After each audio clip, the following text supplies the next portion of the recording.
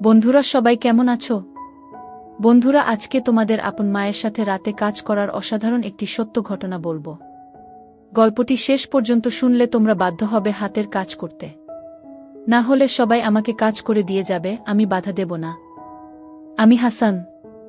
কলকাতা থেকে দূরে এক অজপাড়াগাঁয়ে আমি আমার বাবা আমার সাথে থাকি। আমার বাবা একজন ব্যবসায়ী ও গ্রামের চেয়ারম্যান। বয়স ৫৫।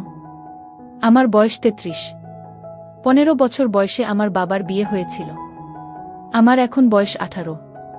আমার মায়ের নাম তানিয়া বেগম, আর ৫ গ্রামের মেয়েদের মতো কিন্তু খুবই লাজুক ও বোকা। আমাকে জ্ঞান হওয়ার পর থেকে এখনো উঁচু গলায় কথা বলতে শুনিনি। আর বাবাকে তো বাঘের মতো ভয় পায়। আমি খুবই ভালোবাসি বাবাকে। আমরা তার চেয়ে বহুগুণ ভালোবাসে আমায়। আজ পর্যন্ত কখনো কড়া গলায় আমায় কিছু বলেনি। মা একটা সময় ভাবতাম অন্যরা আমার কাছে বোকা বাস আসন পায়, কিন্তু আমি পাই না কেন, কিন্তু এখন ভালো লাগে। যাই হোক, আমার আম্মা পৃথিবীর সবচেয়ে সুন্দরী বললেও কম হবে, কারণ আমার বয়সী একজন নারী আমার সমান সন্তানের এত কম বয়সে জন্ম দিলে শরীর ভাঙার কথা। কিন্তু মা সামান্য তা হয়নি। বাড়ির সব কাজ আমরা একা হাতে সামলাই। তবে ধানের বোতলে একজন কাকি এসে সাহায্য করে আমাকে। যাই হোক, আমার আম্মা বাড়িতে সালোয়ার কামিজ আর সুতির শাড়ি পরেন। আমার বাড়িতে এবং বাহিরের সব সময় নিজের পোশাক নিয়ে সংবেদনশীল। কখনো বাড়ির বাইরে যায় না। একান্ত প্রয়োজনে আব্বা নিয়ে না গেলেও বোরকা পরে যায়। আর বাড়িতে সর্বোচ্চ হলেও না বুকে গুলি কোমরে বেঁধে নেয়।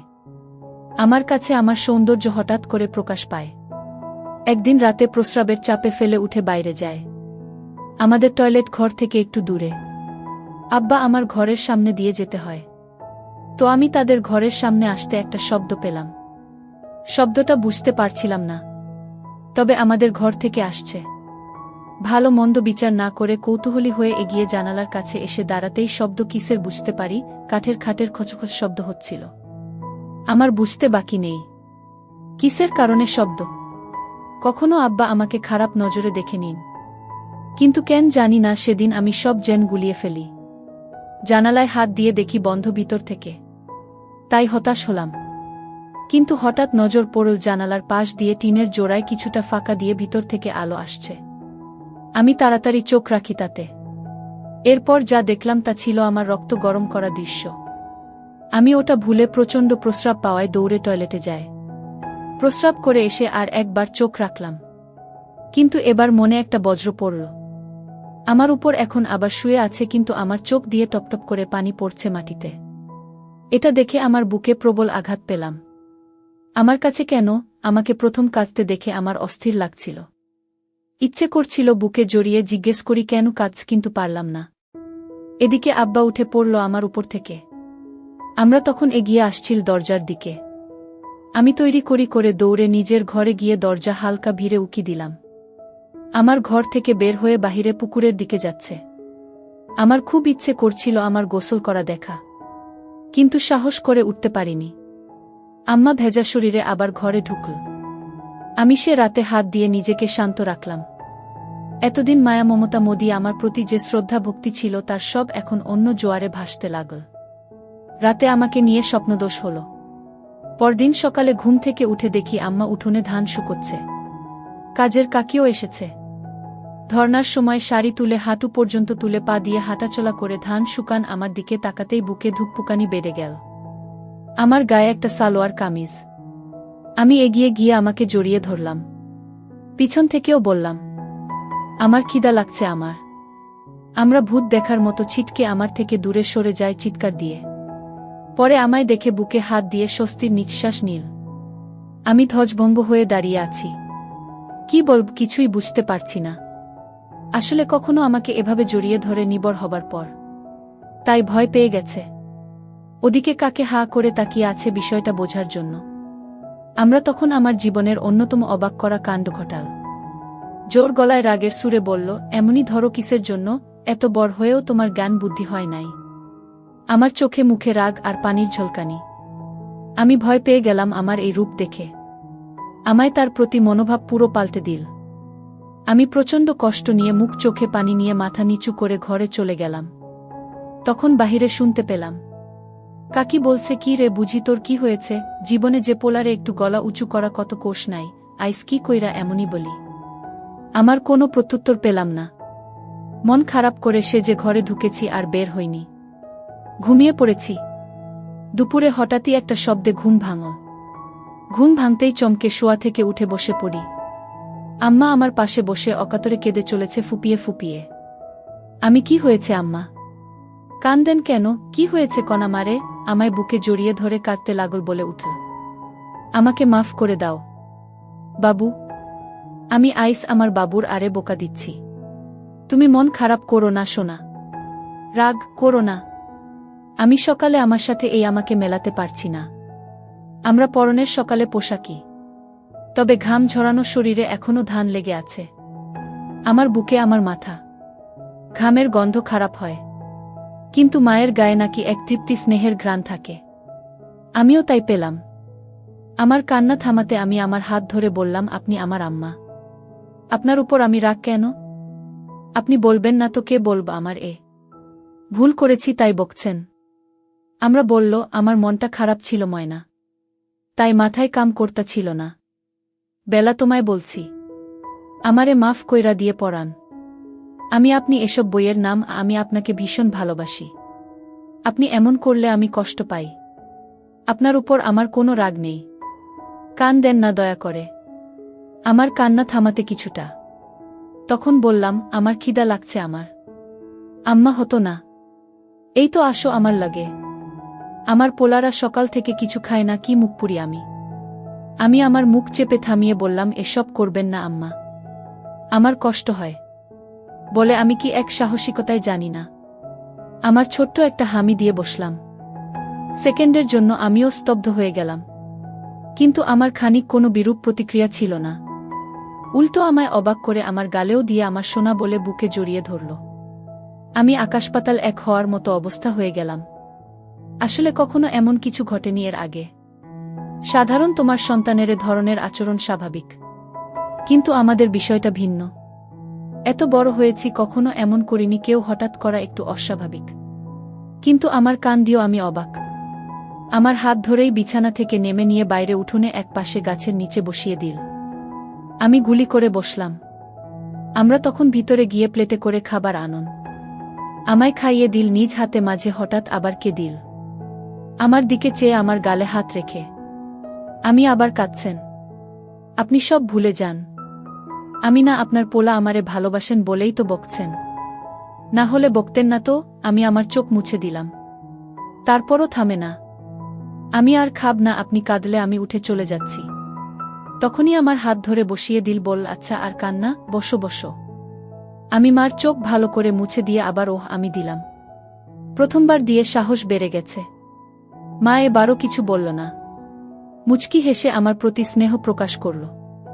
আমি বুঝলাম না, অপরাধবোধে আবেগী হয়ে গেছে বলে এই আচরণ। যাই হোক, স্বাভাবিকভাবেই নিলাম। খেয়ে উঠে গোসল করে এলাম নদী থেকে। বাড়িতে ঢুকে দেখি আম্মা গোসল করে কাপড় ছিল ওখানে। গায়ে একটা নীল শাড়ি, ভেজা চুলে গামছা বেঁধে খোপা করে কাপন আছে। তখনই আর এক কাহিনী ঘটল। আমার চোখ আটকে গেল মায়ের পেতে। জীবনে মার দিকে এভাবে তাকায়নি বলেই হয়তো এত সুন্দর আমার নজর এড়িয়ে গেছে এতদিন। আমি তাকিয়ে আছি এক ধানে পেটের দিকে। মা তখন আমায় দেখে ফেলে ও তাড়াহুড়া করে পেট ঢেকে ফেলে। আমার খুব লজ্জা পেয়ে বিষয়টাতে বিব্রত হলাম, মায়ের কাছে ধরা পড়ে। কিন্তু মা কিছু বলল না। কয়েকদিন চলে গেল। হঠাৎ আরেক দিন রাতে উঠেই টয়লেটে যায়। তখন আবার আমার কণ্ঠ ঘাটের কোচ শব্দ পেয়ে থমকে যায়। কেন জানি না, ভুলে গেছিলাম এই বিষয়টা। এই দুর্দিনের কথা ভেবে নিজেকে একবার গালি দিলেন কেন দেখলাম না। রীতিমতো জানালার পাশের ফাঁকা চোখ রাখতেই আবার সেই দৃশ্য। আমার চোখে মুখে ঠিক আগের মতোই নীরস জানি, একদম নিস্তেজ লাশের মতো পড়ে আছে। আর আব্বা আপনার মনে কাজ করে চলেছে। আমি আর সামলাতে পারলাম না। ওখানে হাত দিয়ে শান্তি করে নিলাম। কাজ শেষে আব্বা আগের মতোই উঠে দাঁড়িয়ে যায়। আমাকে দেখে আজ এক প্রকার রাগ হল। কেন এই বুড়ো যে আমার মতো এক রূপবতীকে পায় তা আমার বুদ্ধিতে আসে না। এই বুড়োর সাথে এমন মেয়ে বয়সী নারীকে মানায় না। থলথলে ভুঁড়িওয়ালা পেট নিয়ে কোনো লাভই হচ্ছে না। তা ক্লাস 1-এর বাচ্চাদের ও বুঝতে বাকি থাকবে না।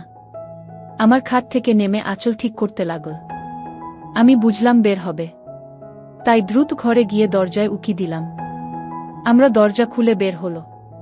দরজা খুলে হঠাৎ কেন জানি না থেমে গেল কিছু সময়। এরপর হঠাৎ মুচকি হেসে মুখটা লাজুকতা করে হাতে থেকে লজ্জা প্রকার দিল। আমি বুঝলাম না কেন এই কাণ্ড। মাত্র যে নারী তার অপূর্ণ কর্মকাণ্ড সেরেছে, সে কিভাবে এমন খুশি। যাই হোক, 7-5 ভাবতে ভাবতে আমার আসার অপেক্ষা করছি। দেখি আম্মা বাথরুম থেকে ঘরের দিকে আসছে। এমন সময় আমার চোখ উল্টে যাবার জোগাড় হলো আমাকে এই অবস্থায় দেখেন। আমি কখনো কল্পনাও করিনি আমার এরূপ দর্শনের সৌভাগ্য আমার হবে। উঠোনের বাতি জ্বলছে, সেই আলোয় আমার গায়ে পানির বিন্দু চকচক করছে হীরের মতো। হঠাৎ আমার ঘরের সামনে এসে থেমে গেল। আমার দিকে আমার মুখ আচমকা হাত তুলে আডমোড়া ভাঙার মতো করল, আর তার জন্য আরও ভাল লাগছিল। হঠাৎ আবার ঘুরে দাঁড়ালাম। এটা দেখে আমার ঘুম সারা বাড়ি অবস্থা। আম্মা ঘরের ভিতরে ঢুকে গেল। এদিকে আমার কি আর শান্ত থাকার জো আছে? আজও আমি হাত দিয়ে নিজেকে শান্ত করে নিলাম। সকালে উঠে দেখি অনেক বেলা, রোদের আলোয় ঘুম ভাঙল। উঠে বাইরে বেরিয়ে দেখি কাজের কাকি আর আমার গল্প করছে আর ধান সিদ্ধ করছে। আমি গিয়ে তাদের সামনে দাঁড়ালাম। কাকে বল, আপনি উঠছেন? এত বেলা কইরা কেউ ঘুমায়?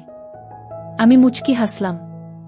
আম্মা, জামানি হাত মুখ ধুয়ে আস, খাইতে দিই বলেই আমায় অবাক করে দিয়ে কাকে সামনে আমার হাত ধরে নিজের দিকে টেনে হামি দিল ও মাথায় হাত বুলিয়ে দিল।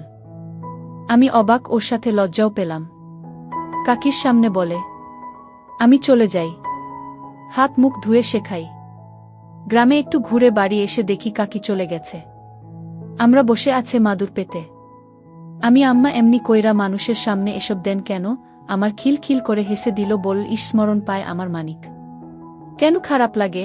আমি খারাপ কেন লাগবে? কিন্তু মাইন সামনে এসব ভাল লাগে না। আপনি এমন করবেন না। আমার ইচ্ছা ময়নার করুন না। এখন কি খাইবা? আমি মনে মনে বলি, তোমাকে খাব, কিন্তু তা তো আর বলা যাবে না। তাই বললাম, আপনি আমাকে ভাত খাওয়াই দিবেন আম্মা। আম্মা, দিব না কেন? আমি এখনই আসছি। আমরা ভিতরে গিয়ে খাবার নিয়ে এল। বসার সময় বলল, এই গরমে এসব বস্তু কিংবা আছো কেন? সাতখোল গরমে আর গায়ে কিছু দেওয়া লাগবে না। বেডা মানুষ খালি গায়ে থাকলে কিছু হয় না। আমি শার্ট খুলতে খুলতে একদম স্বাভাবিকতা নিয়ে প্রশ্ন করলাম, জেন বুধ ছেলে। আমি, আচ্ছা মা, আপনার গরম লাগে না? আপনার গায়ে তো আমার থেকেও বেশি কাপড়। আমরা মুচকি হেসে লোক নাগালে দিয়ে বল, বেশি মানুষের এমন কইরা থাকুন লাগে শোনা। আমি, কেন? বেড়া গো, শরীর আছে বেগনাই। এমন কেন? আমার প্রশ্ন শুনে মুখের ভাব ভিন্ন রহস্যময় করল, কিন্তু উত্তর দিয়ে বলল, কিছু কারণ আছে। সোনা বেরি আরবের আগত এক না। তুমি খালি গায়ে থাকলে কোনো কিছুই হইব না, কিন্তু আমি খালি গায়ে হলে সবাই ফ্যালফ্যাল কইরা চাইয়া থাকব। আমি, কেন যাইয়া থাকব কেন? আমরা এবার একটু নাছোড়বান্দা অবস্থায় পড়ে গেছে। কিন্তু সে কেন জানি না আমায় থামিয়ে অন্য কথা বলছে না। আমার প্রশ্নের উত্তর দিচ্ছে। কেন করছে সেটা আমার কাছে বিষয় না। আমার ভালো লাগছিল, তাই আমিও বলেই চলেছি। আম্মা, আচ্ছা, তোমার বুক ই বুক বড়? বেরি গোবর বুক থাকে, তাই চাইতে থাকে। আমি আবারও বুঝিয়ে বলি, বুক তো আছে। বেরি মাইন্সের বুক থাকে বাচ্চাকে দুধ খাওয়াতে। এই থেকে রাখুন লাগবে কেন? আমার কথায় 1 সেকেন্ড চুপ করে বল, দুধ খাওয়ানোর জায়গা। কিন্তু এটা হল সুন্দর একটা জিনিস যা বেড়ানো দেখার লাগে না। আমি তো দেখছি কত। আমি তো আপনার দুধ খাইয়ে বড় হয়েছি। আমরা প্রথমে অবাক হলেও আমার কথার মানে বুঝে বল, তুমি আমার পোলা ছোট থাকতে সবাই সন্তানদের দুধ খাওয়ায়, তুমি দেখলে সমস্যা নাই। আমি এবার মাত্রা ছাড়িয়ে একটা প্রশ্ন করলাম, আচ্ছা মা, এখন আপনি আমার দুধ খাওয়ান না কেন? আমার চোখ বড় করে বিস্ময় প্রকাশ করল, কিন্তু রাগের না, অবাক হয়ে।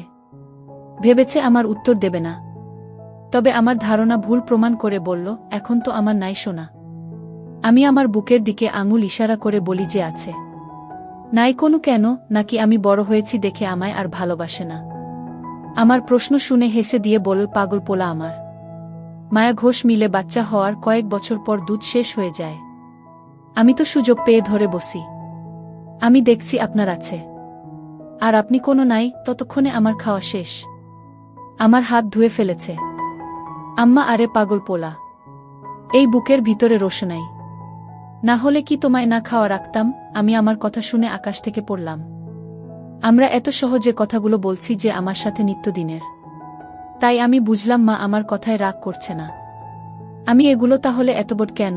আমরা এবার চোখ বড় করে ছদ্মবেশী হাসি চেপে বিস্ময় প্রকাশ করল, আর কোনো কথা বলল না। কিন্তু হঠাৎ উঠে পড়ল। আমি ভয় পেয়ে গেলাম আমরা করেছে কি না ভেবে। আমার দীঘা বাড়ি বলো আর সবার সাথে। আমি ভয়ে ভয়ে উঠে দাঁড়ালাম। আমায় হাত ধরে তার ঘরে নিয়ে গিয়ে দরজায় খিল দিয়ে চোখের পলকে আঁচল ফেলে দিল। এই অবস্থা দেখে আমায় আসমান জমিন সব এক হয়ে গেল।